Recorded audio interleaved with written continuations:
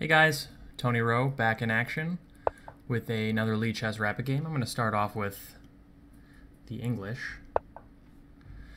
And the most common response is knight f6, keeping flexible. Black normally, if black plays knight f6, is usually going g6 here.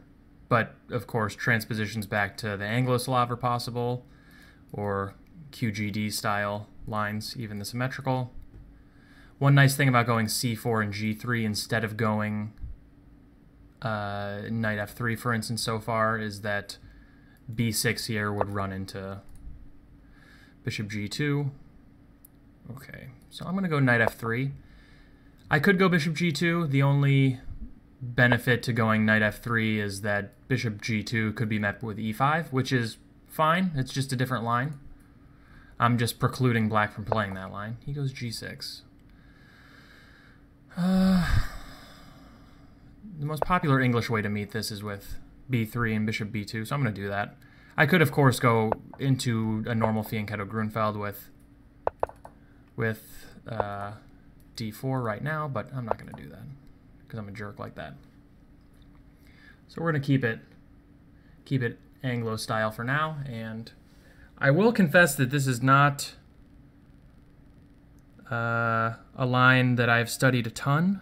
I know in the Anglo-Slav, for some reason, it's popping up more and more lately in my games, which makes me think I need to study it, but it's less popular to play g6, and specifically even after d5, bishop g2, there are many moves that are more popular. Okay, so he's not even going to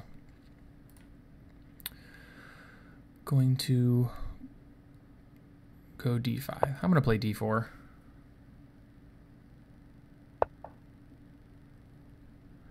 And now he goes d5. What is happening here? Maybe d6 was a mouse slip.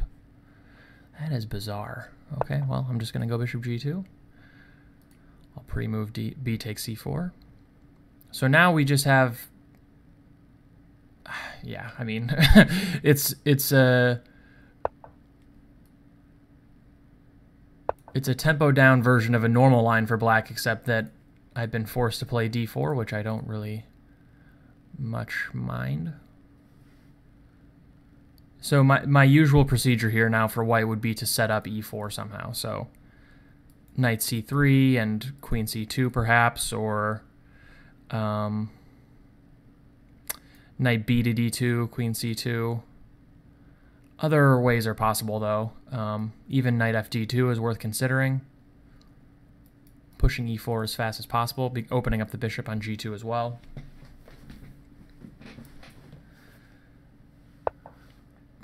So he goes bishop g4. It's tempting for me to go knight e5.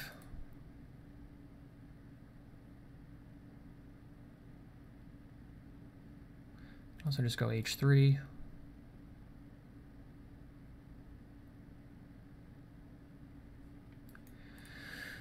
These moves are very natural as well.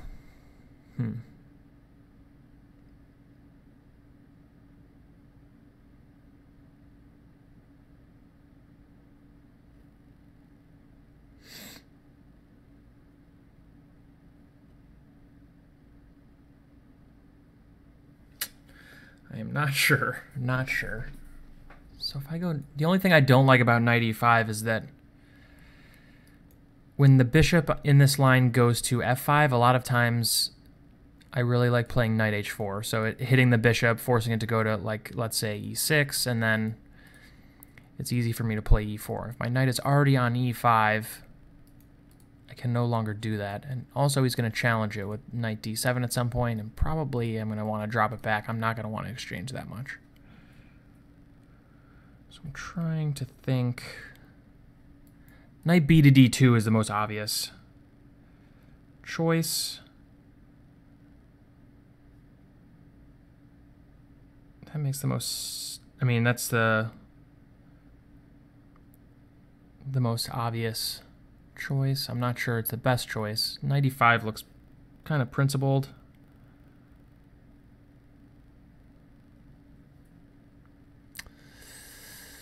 Ay, ay, ay.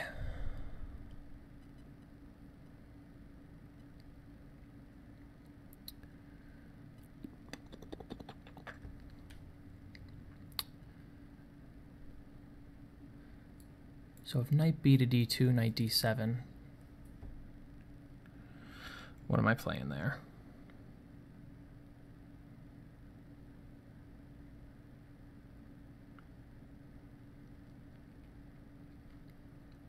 I don't know.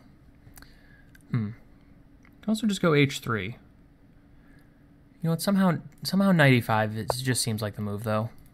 Trying to punish black for putting his bishop on this slightly vulnerable square before having a guard of the e5 square. So I'm going to do that and just hope that it's a reasonable chess move. Probably bishop f5 is the best, and then I have to most likely decide between these two moves.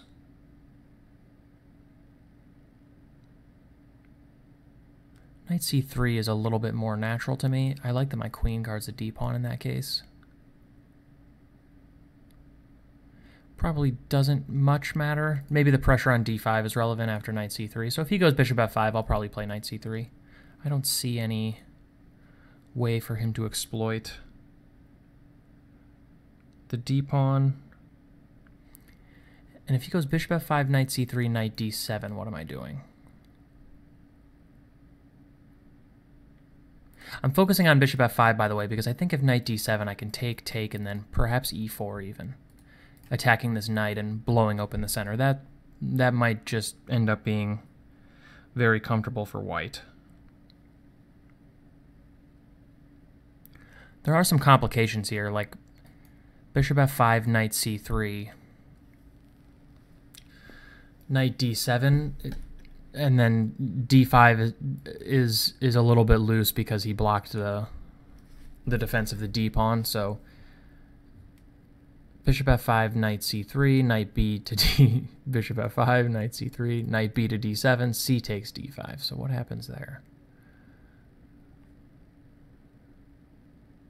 Knight takes e5, d takes e5, knight takes d5.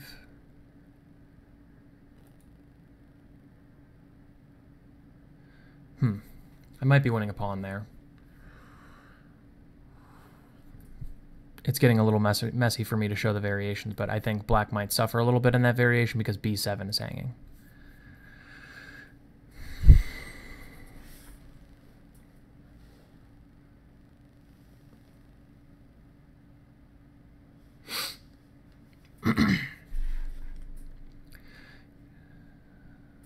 Knight-king or nicking is thinking a long time. So bishop e6.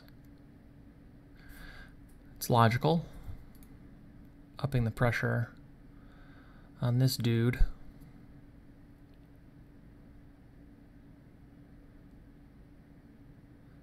Which at the moment is not a big deal. But knight d7 is coming. And I'll have to figure out what to do about the c4 pawn in a second.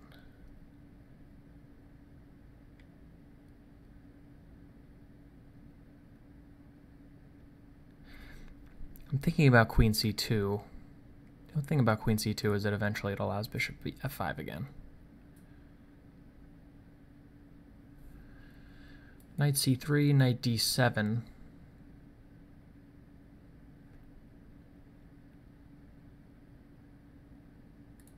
Can take on d5. I'm reluctant to take on d5 until his knight has come to d7. c6 is a much better square for the knight, so I kind of want to wait till he's played knight d7 to exchange on d5.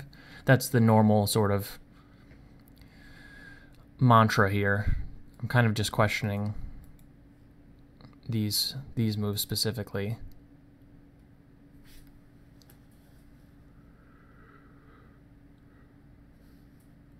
Oh man, I don't know why I'm so tired.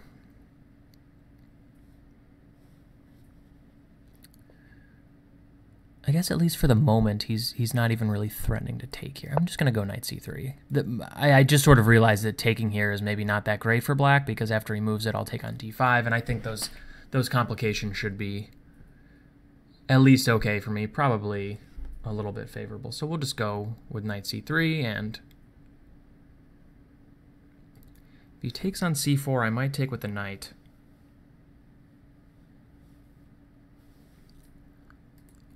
I don't want this pawn to be like if yeah, so I'm really hate taking with the knight if it's not the best move. I like my pawns in the center.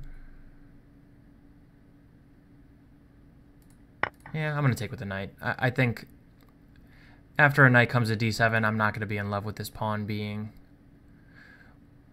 super weak on c4. And, you know, I'm ready for e4. This seems at least okay for me.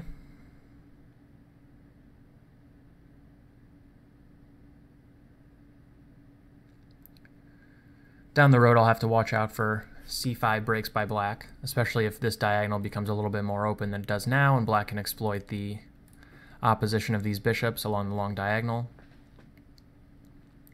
One thing to keep an eye out for white, not in this specific position, but in similar positions, is knight a5. So knight a5 isn't possible right now, but a knight on a5 in a lot of these positions with the pawns here and here is very good. Putting pressure on both of these at the same time, but okay, we'll keep that in our back pocket for now.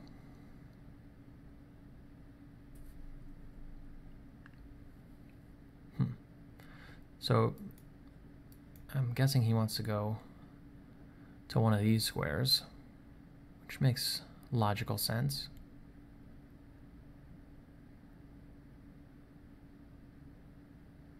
Looks weird to me, but I don't see any direct way to exploit that move.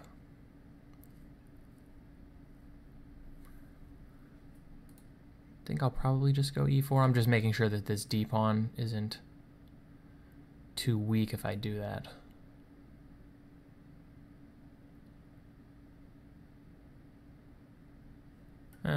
Okay, we'll play it. Being a little cavalier with my calculation here, but my position seems very pleasant, and black needs to be careful to not allow some kind of horrific d5 advance at some point here. Thinking about knight a4, it looks, oh, well, maybe knight a4 is not so good. Knight a4, b5, but I want to get into the c5 square somehow.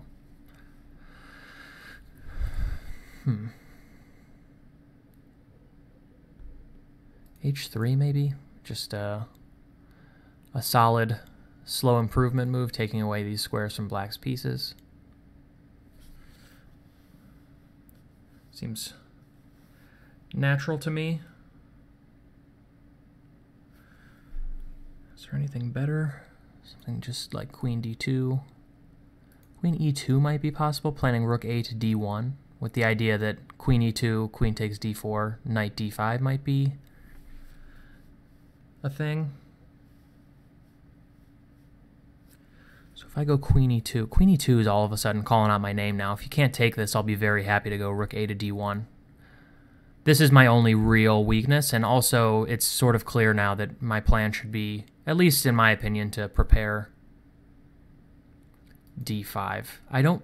It's unlikely that I'm going to want to play e5 because that really forfeits this d5 square to black, and that square will be very helpful to him. So this pawn specifically is sort of enforcing my space advantage, and I'm unlikely to play e5 anytime soon. I'm going to play queen e2. And yeah, in these positions where black has less space and no obvious pawn breaks, a lot of times, you know, I'll be free to slowly improve my position. Black doesn't have a ton of counterplay. His position's very compact. You can see his pawn structure is really mostly devoid of weaknesses, and I mean, his pieces occupy relatively logical and active squares, but it's just he's got less central space. White has these two center pawns, and with all four minor pieces on and all of the heavy pieces, I mean, only a pawn has been traded so far. It's hard for black to really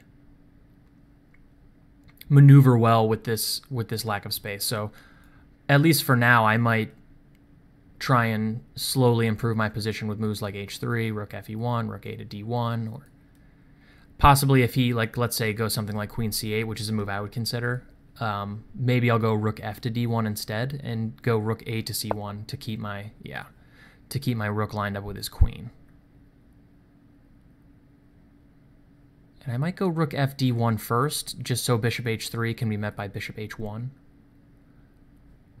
Another maneuver black should probably consider here that's very typical in these positions is knight e8 to d6. Opening up the guy on g7 and also trying to, exchange off a knight. I would almost certainly not exchange, but still this maneuver seems useful.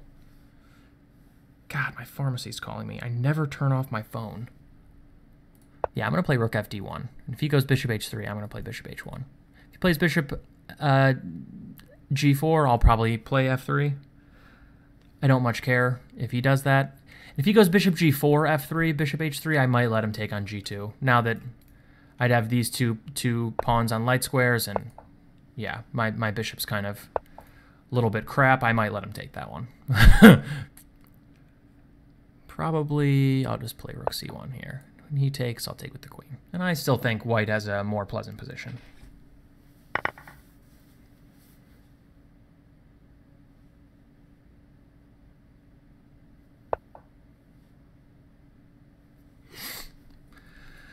e6. Begging me to play knight d6. What's happening here? I mean, he has to go to b8. Is that at all significant? It looks annoying. I mean, you don't want your queen on b8. That's not exactly the most exciting square in the world.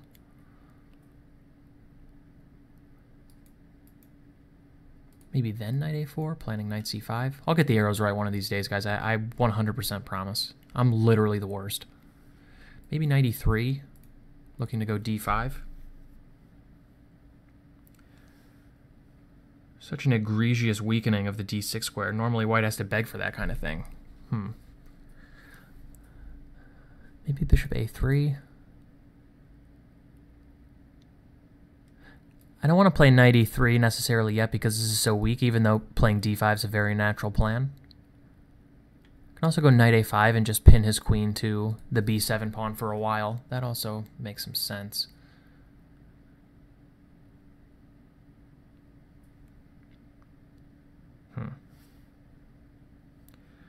f4 is even possible here.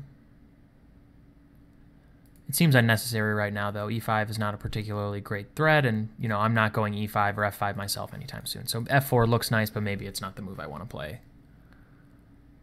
Knight a4 is probably still met by b5, so that's no good. Maybe b4?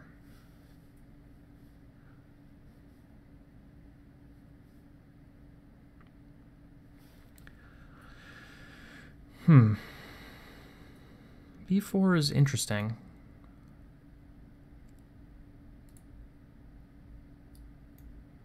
Maybe knight a5. I think I'm going to play knight a5 first. And if he goes like something like rook b8, freeing up his queen from the b7 pawn, I'll probably go b4 and start to maybe go a4, b5, bishop a3, etc. I feel like I'm happy with my central space advantage and the solidity of my center, but probably my play resides on the queen side in some way. Maybe a4, bishop a3. I suppose if I wanted to play that plan, I probably should have played a4 last move before I moved my knight away from the d6 square, but that's all right. Somehow b4, b5 is now calling my name. Black made this hook on c6. I feel like it's a natural plan for me to use it. It's also very natural to play b5 when I have this rook c1, queen c8 opposition. So I'm going to play knight a5. Of course, he can't go b6 because I'll take here. And here's kind of the strength of this knight on a5. And I'll link you guys to another game, sort of the first game that turned me on to this knight a5 idea. Very similar in a lot of ways to this game, actually. I believe it's Bartholomew-Kojima. I don't remember the place. Maybe it's Foxwoods, but that's a total guess. Probably early 2010s, maybe 2012, 2013, something like that. And very similar position with a d takes c5, d takes c4, Anglo-Slav, and black played g6, bishop g7. Even the queen was on c8, I think. But white played knight a5, and black reacted with queen c8, and then there was some play for white on the queen side. I don't think that game featured b4, b5, though.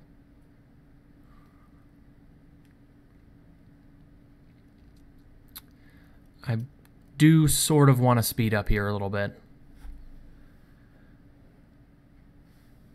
I'm a little short on time, as is usually the case. If black plays rook b8, I'll probably play b4 without thinking too much about it. b5 will be a threat then, of course, because knight takes b5. Knight takes b5 and the c-pawn is pinned, and b5, like let's say rook b8, b4, and if I had another move, b5, c takes b5 instead, then knight takes b5, and he can't take back knight takes b5 because, of course, it's pinned.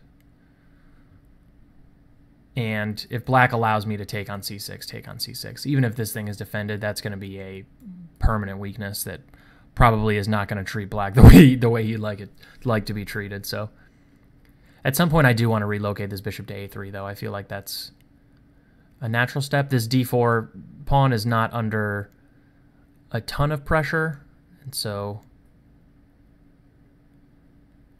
at least for the moment I'm maybe a little bit happier to have this bishop on a3, but who knows? I don't know. Hard for me to say.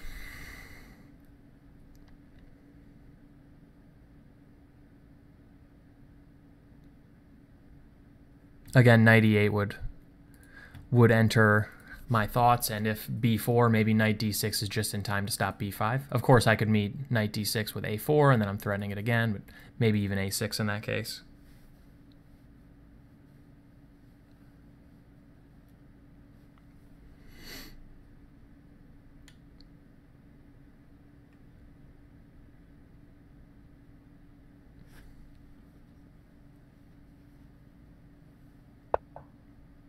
Knight d7, okay. Don't totally know where that thing's going, but it's a reasonable looking move in and of itself. I guess maybe black wants to go e5 or c5.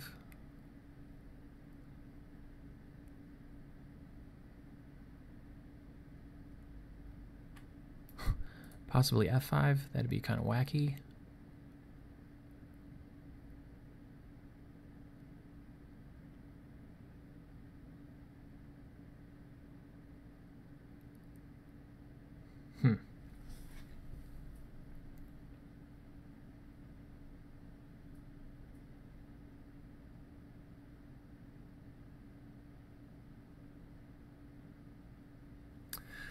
So I'm looking at b4, e5. I suppose just d5 in that case, though. So I'm going to play b4. Do have to note that this square is a little soft now, but for the moment, that's not a real issue. I would like to play a little bit faster in this stage because I feel like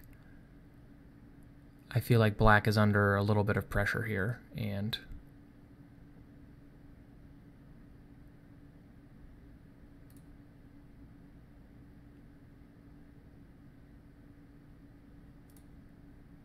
do I want to play this right away?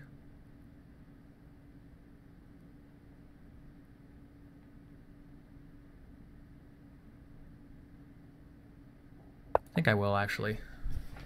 If I wait another move, now that b7 is defended, black can play something like queen d8, and b5 might be a little bit less powerful because the rook and the queen won't be on the same file, so I'm going to play it. Ay, ay, ay. So he takes b5, knight takes b5, knight takes b5 is possible, and black can give up. Wow. Just groveling. Going for the absolute grovel. I'm going to play bishop a3, hit this rook.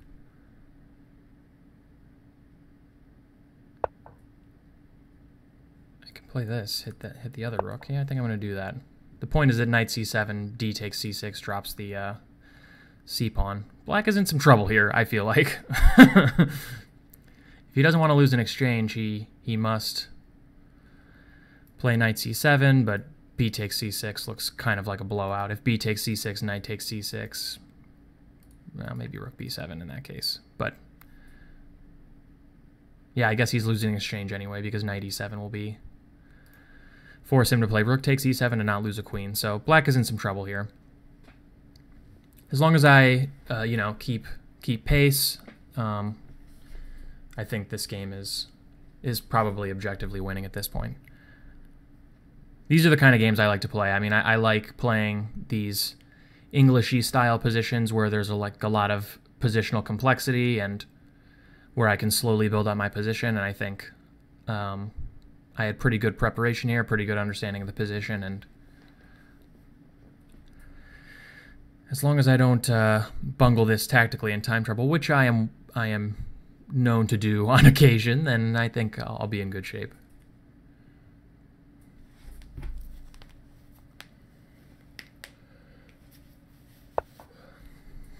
Okay, so presumably he's playing knight takes b8, which is going to be kind of funny. I suppose I can take here, right? Yeah, I think I'm going to take on c6, actually. So I'm hitting the knight and threatening, you know, all kinds of captures on b7, and I'm still hitting the rook. Rook c8 is likely totally unplayable after, you know, this, and if he takes back, my point is that knight takes c6, I'm going to bag this exchange anyway, in addition to the c-pawn. I can just simply take here right away, and after knight takes b8, I'm up in exchange, but somehow I felt like the pressure on d4, and, you know, oh no, oh, that's okay. I was like, oh my god, I played terrible, but I looked at this for a second, so. Yeah, this isn't helping black's cause any, I don't think. So I'm still bagging an exchange, and man, can I find some way to make this work? That'd be rude.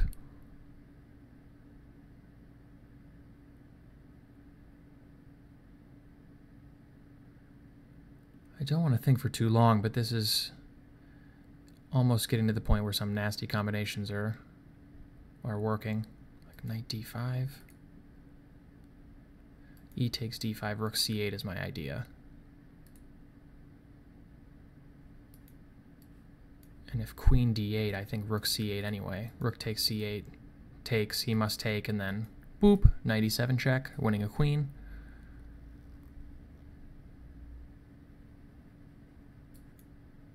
If here, knight b6, probably just this check. I don't know.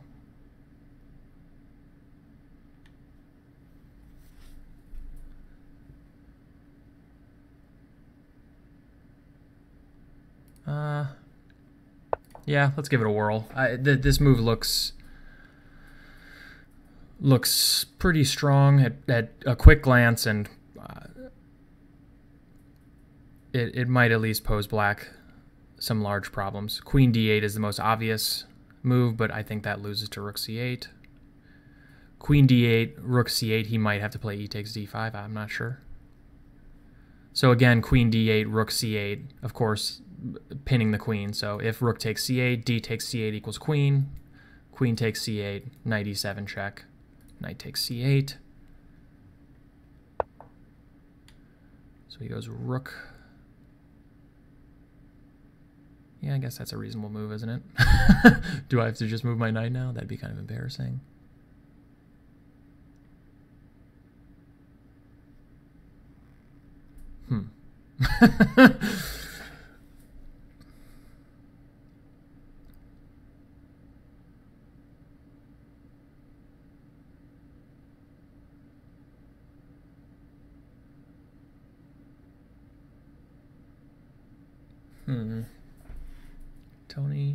Tony. Rook c5?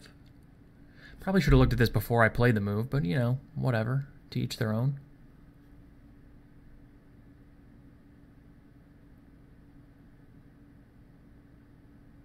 Okay, I just have to play something. I'm going to play this. This doesn't look...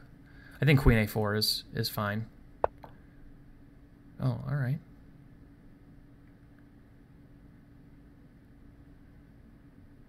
He doesn't care. I'll take this thing. At least I'm getting something for my troubles here.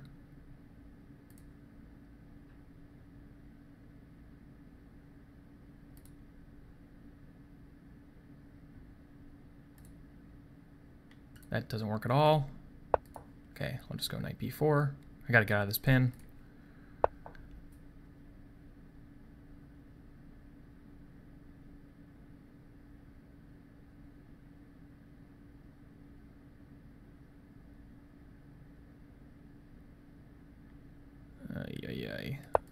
All right.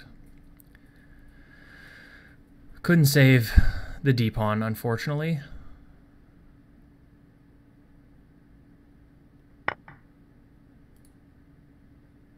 That's not a good move.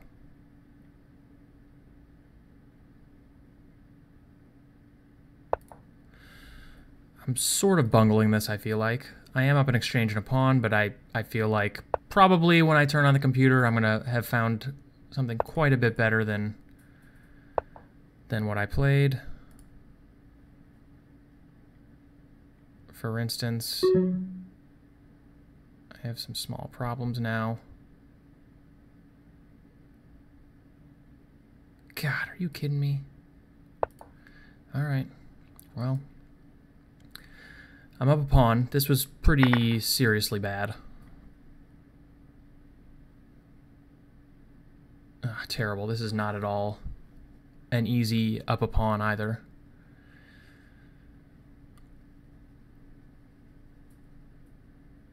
Relatively serious bungle by Tony Rowe. And of course I did not play any quicker than I usually play. Black's finding some pretty solid moves as well. Okay, well, we'll protect the knight. Oh, you savage. All right, knight c6. He'll take. My knight might never come back out of d8.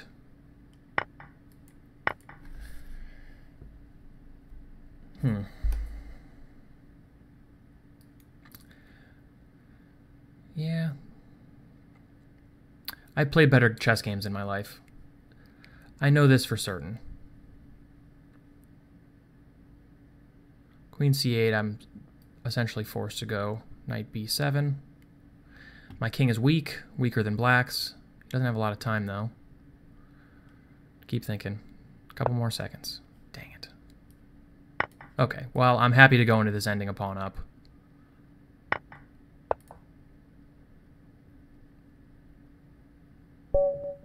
Wow. That's, this is the most bizarre game I've ever played in my life. Could have essentially just played anything. I mean, bishop c3 instantly would have been fine. That's a weird one. I felt like I was totally winning at some point, and then in time trouble, it all came crashing down, and I had to simplify into something just up a pawn, and then... Wow. Well, okay. Well, let's take a look at it. Yeah, again, more normal here would be g6. Not a lot of people play.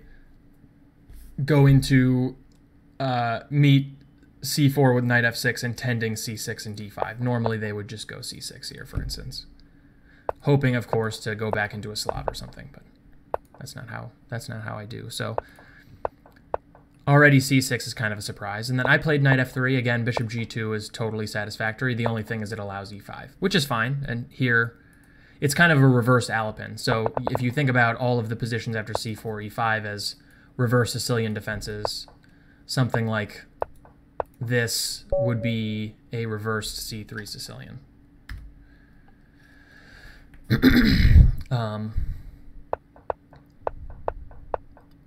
But okay, and then he goes g6, which totally threw me for a loop again. And again, I could just play d4 here, and after d5, we'd be in a reversed Fianchetto Grünfeld. I don't really like to play the Fianchetto Grünfeld if black plays c6 and d5. I just think it's a very satisfactory equalizer, so I'm more happy playing something like this. And then again, black played something of a weird move. Not a bad move, but just a weird move in that his setup has sort of consistently been threatening d5, and then he doesn't play it. So but that's okay. I mean, this is just a normal King's Indian. And I could just play bishop g2 here and allow e5. I'd prefer to not allow e5. I'd rather have the center and press for e4 than to allow e5 and maybe go with a setup with d3, for instance, or something like that.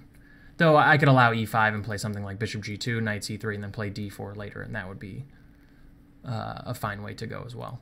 I suppose we can turn on the opening explorer here.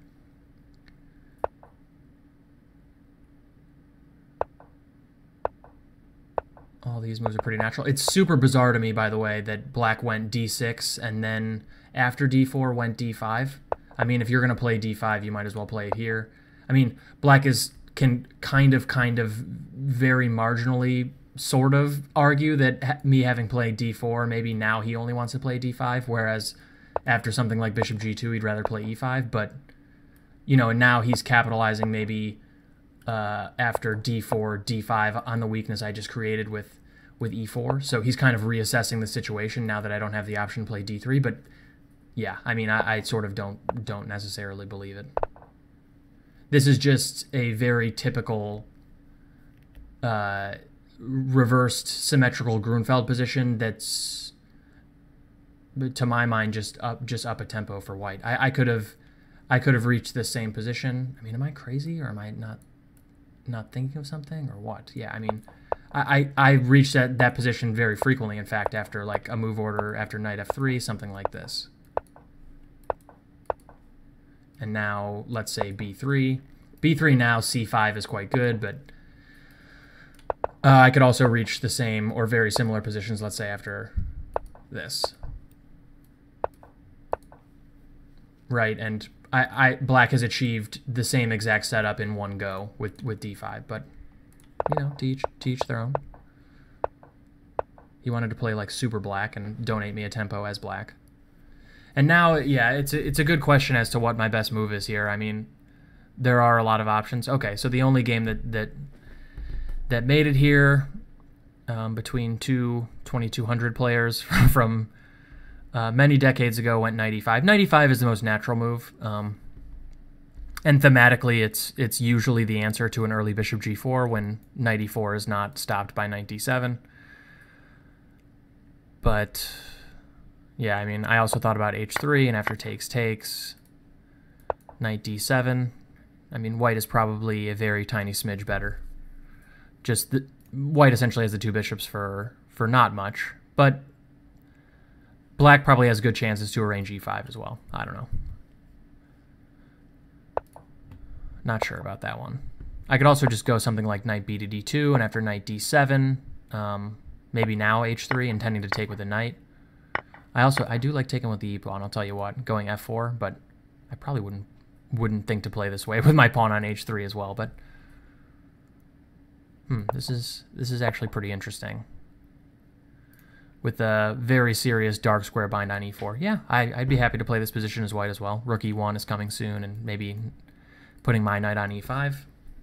I'll have to keep this specific setup in mind, actually. Black is usually reluctant to, after h3 with the knight on d7, to go back to e6 or something, because knight g5 just will not only grab the two bishops, but also saddle him with a very weak e5 square and e6 pawn. And of course, bishop f5, I can either go knight h4 or g4 and attack this thing again. So probably the computer wants to go g4 here and then knight g5 again. Yeah, this does look pretty great for white, who's ready to even go e4 as well. So bishop e6. I was looking at bishop f5, knight c3, knight b to d7, c takes d5 a little bit, and I thought that this would end up being favorable for white somehow because b7 is loose. Ah, I forgot that e5 was also protected too. Yeah, so this is just up a pawn for white. For some reason in my head, I was calculating something like this, and then bishop takes e5, bishop b7. But it was a visualization error. My knight was no longer on c3. But I felt sort of intuitively that had to be good for white anyway, so bishop e6 is probably a better move, and then, yeah, knight c3. Probably better than knight d2 because I think white benefits from putting some pressure on d5 in this case. Just because it's clear that black wants to block the d-pawn, and maybe something like this is, yeah, a little bit better for white. This class of positions is something that I actually need to study a little bit more, I think. But yeah, I was unsure about this and then here because essentially I'd love to retreat the knight and leave black with all of the minor pieces and less space, but retreating the knight, of course, hangs the c4 pawn. So I'd have to take, and after queen takes, yeah, something about this c pawn didn't feel right. Comp agrees, so I have to take with the knight. And probably knight d7 strikes me as a little bit more normal. I mean, usually in this structure, in this fourth rank d pawn versus something like this c6 pawn, this, you know, so-called restriction structure, or black is always looking to equalize out the central space with c5 or e5, and a knight on c7, especially given that my pawn is making it to e4 and that he's not going to be able to use the d5 square, somehow it feels like the knight should be supporting these breaks instead of sitting on c7, because, yeah, again, after e4, the knight doesn't have a lot of prospects on that square. It also sort of awkwardly blocks the queen, but knight a6 is not like a blunder or anything. Yeah, queen e2. Ooh, knight e2 is a good move too. I like that move a lot as well. So knight e2, not only overprotecting d4 and opening up this bishop, but also getting ready to harass the light squared bishop again with knight f4. That's a good move. Probably should have found that move, but I also really liked the move that I found, queen e2, just getting ready for rook a to d1. And my point, of course, is that this knight d5, queen c5, yeah, and e7 is sort of pseudo-hanging and fully hanging, in fact, after bishop a3, and then, yeah, in fact, it's even worse than that. I was thinking I was going to take on e7, but, yeah, there's a knight hanging as well. I honestly looked about as far as this and decided that black would literally never play this way, and that was it, so. Yeah, and I could play rook a to c1 here, but bishop h3, I think, would maybe solve a little bit of black's problems. White is still obviously quite a bit better, and in fact, I'd even think about taking, and then f3. Trying to claim that the queen on h3 is misplaced. If black can't really work up any counterplay, his queen on h3 is a little bit offsides, I think. And it leaves b7 and c6, maybe the queen side as a whole, a little bit weak. So maybe this is actually another way to play. Maybe I should have thought about this a little bit more. I'm playing f3, by the way, to stop knight g4, but it's not strictly necessary. I could also play something like rook fd1, and if knight g4, threatening mate on f2, I could go f3 and defend laterally and boot the knight anyway, but f3 is just a solid move to make regardless. But I didn't want to trade any pieces off. I really like these positions, like just leaving black with all of his minor pieces when I have this center and he has no real plan for pawn breaks, and it sort of feels like he's just going to have to shuffle around his pieces. Like, you notice the computer starting to suggest like really kind of weird moves. That's usually a good sign that white is free to improve his position at will, and if that's the case, I'd prefer to leave black with less space with all of his pieces. But yeah, I mean, even here I could play this, but it feels kind of weird for me to save the bishop now that I've also played f3.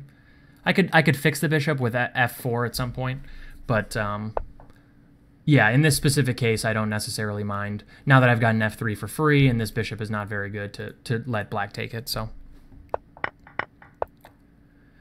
e6 probably is at least an inaccuracy. It feels that way to me, at least. At some point, maybe black might want to use the e6 square for his pieces, and it fatally weakens the d6 square, even though I didn't really. Well, I kind of used it in the game. This is true. Yeah, and I played knight a5 here, but it seems to me like there are actually a lot of promising moves. God, hold on. I think my blood sugar's low. I'm going to pause this this recording for a second, check my blood sugar, get something to drink if I need it, and then I'll be right back. Okay, I was wrong. It's actually at 100, which is pretty money.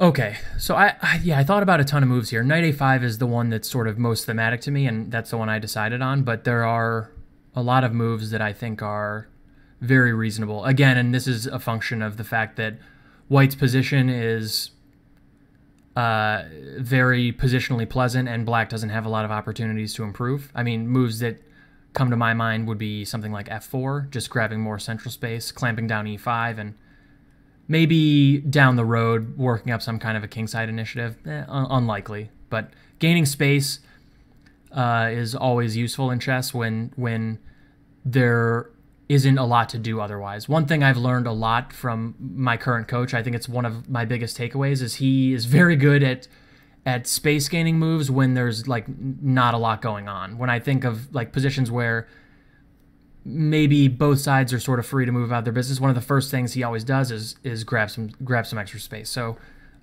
in a lot of ways, a lot of the moves I was considering in this position actually are space gaining moves. Like A4 is a move that I sort of wish I had played, but I didn't play.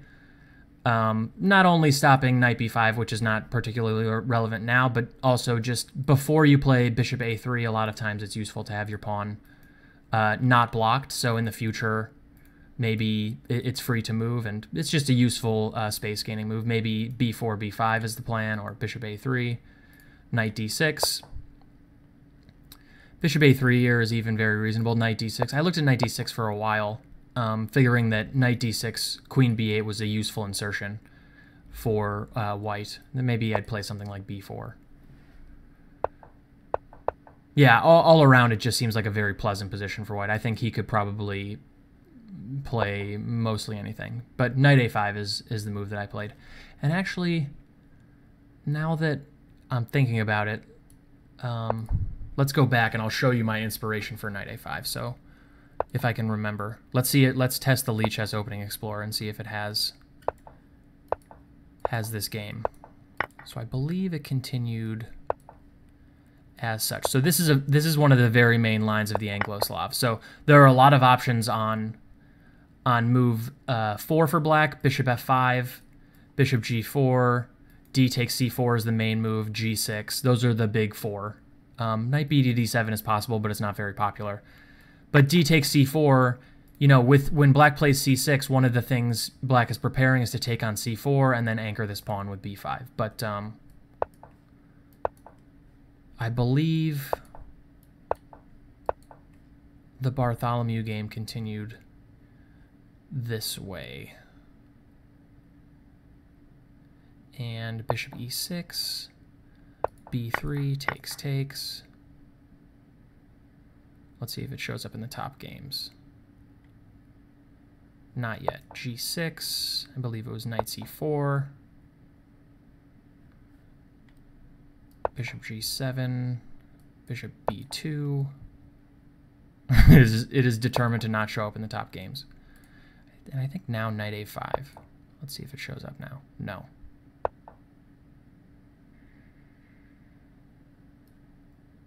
I don't believe it was e4 right away though. No. So I'm not going to be able to find it, I don't think. Aha, yes, I did find it. Okay.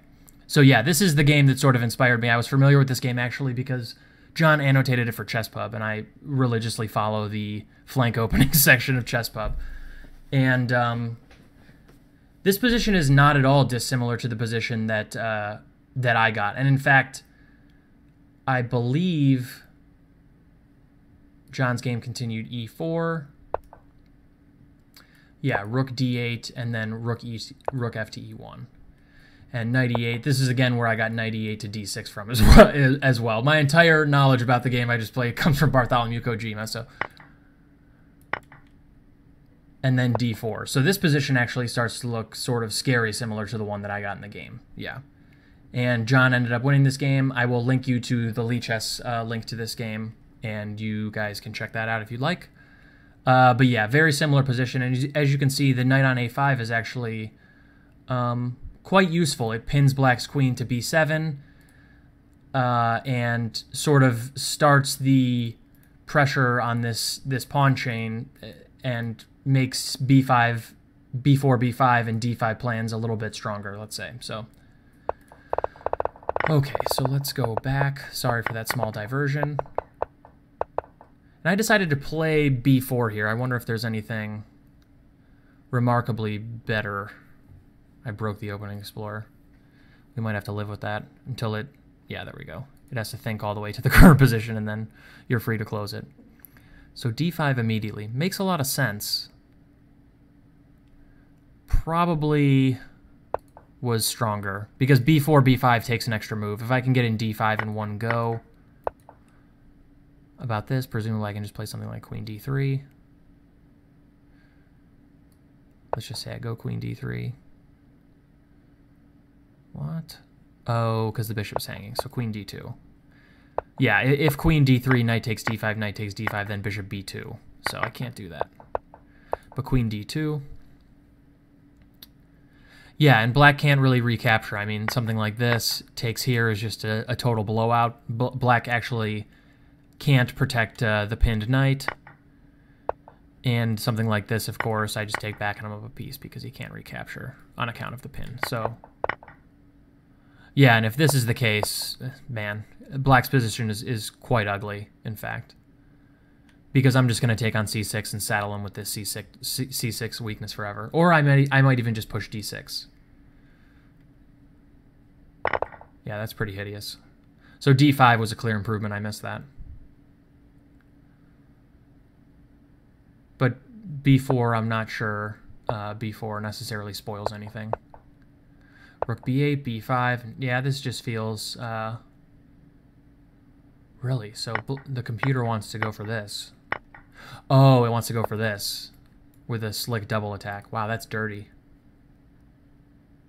Yeah, all right. I mean, no human, I think, would ever see that, but bravo, stockfish. I can Desperado one of my knights and shatter his structure, and I'm still much better, but... a slick idea nonetheless. Yeah, and here, knight a8 is probably just a blunder. I mean, after bishop a3, rook e8, bishop d6, I think black is just objectively totally lost. And it even gets worse after this. I'm just up this d7 pawn and an exchange. And I sort of managed to bungle it, quite badly, in fact. Yeah, knight d5 looked good. So what did I miss? Rook d8. Rook c8. I thought he could take this. Wow, and e5. What is happening here? Oh, wow, e6 is unstoppable? Is that the idea? So... it also stops bishop f6. So if here... I don't understand this at all. I mean... black has two pieces for the rook, and I have this pawn on d7, so I'm not in any real trouble, but it's one of these positions that, like, white is winning, but it's like a slow build-up after this sacrifice, and if you... I mean, how am I supposed to find moves like e5, and then, like, e5, king f8, rook b1? It's just impossible.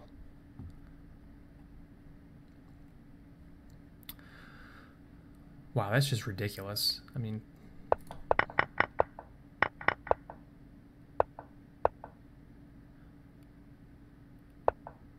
and after b5, oh my god, I played so bad. Yeah, I just missed an obvious fork. Ooh, man. Yeah, I'm good at chess. And even still here, I'm totally winning. Queen takes d7, I'm still winning. And then rook c5 starts the slow unraveling. Bishop f8, and then rook c4 finishes the absolute embarrassment. Now after... knight b6, I can't move this rook because bishop b4 hangs. So rook b5 is obviously quite a bit better. If a6, though...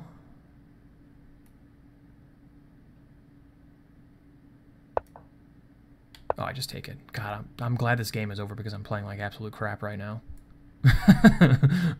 Oh, man. I need food. It's 6:15. I actually haven't eaten since a very early breakfast. You ever work so hard you just skip lunch? That happened to me today. I just wasn't even paying attention, and before I knew it, it was like 3 o'clock, and I was like, well, I guess I'm not eating lunch. Yeah, and after this, I have essentially I have objectively nothing. It's just, you know, I'm up an extra pawn, and I'm definitely better, but my extra pawn is this backwards d pawn, and my coordination is just horrendous. My king is weaker than black's. Like, yeah, it's just a really awful game. Oh my god! And then after queen a4, I thought my knight was pinned, except that it wasn't, and so knight c6 here just wins instantly. And in fact, it wins a full rook because after knight c6, he doesn't have a square to move his queen to protect the rook. Like, the end phase of this game, I don't think I've honestly played a game worse than this game. It's comically awful. And I hope that you guys enjoy it, honestly. And then, yeah, weirdest thing ever. After something like this, I'm you know, essentially not better at all. Again, I'm up a pawn, but my knight on d8 is utter garbage, and my extra pawn again is this weak backward pawn, and yeah, and my opponent trades queens into an endgame that's probably close to winning for me. Just it's much easier to convert this now that the queens aren't on. My king can become active, and yeah, and then he just flags. I mean, this is just a totally bizarre game. So weird.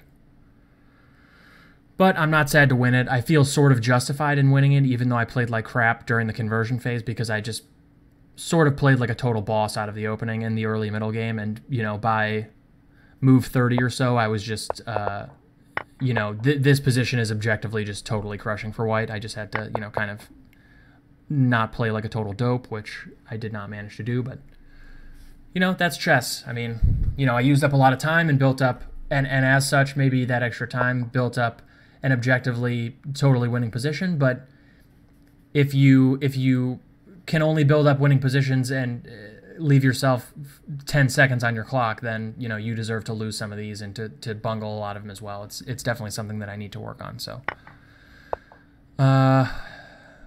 yeah, I hope you guys enjoyed it. I hope you guys enjoyed the slight diversion into some opening stuff, as is usual, and I will be back with some instructional content soon. I was out of town in Cincinnati this weekend, so I do apologize for the delay in non-rapid game content. But, you know, when you're hanging with a lady, you know, recording is not tolerated. You gotta, I only see my fiance on the weekends, and, you know, a lot of times it's not even every weekend. So when I'm there, unless she's studying, then I'm not doing chess. So every once in a while, you guys might notice a weekend where there's a distinct lull in content. But I hope that I can make up for it this coming week, and I have the next weekend free. So hopefully I can push out some nice instructional content over the next 7 days or so. All right. Well, I hope you guys had a good Monday. I will see you again soon for more chess stuff.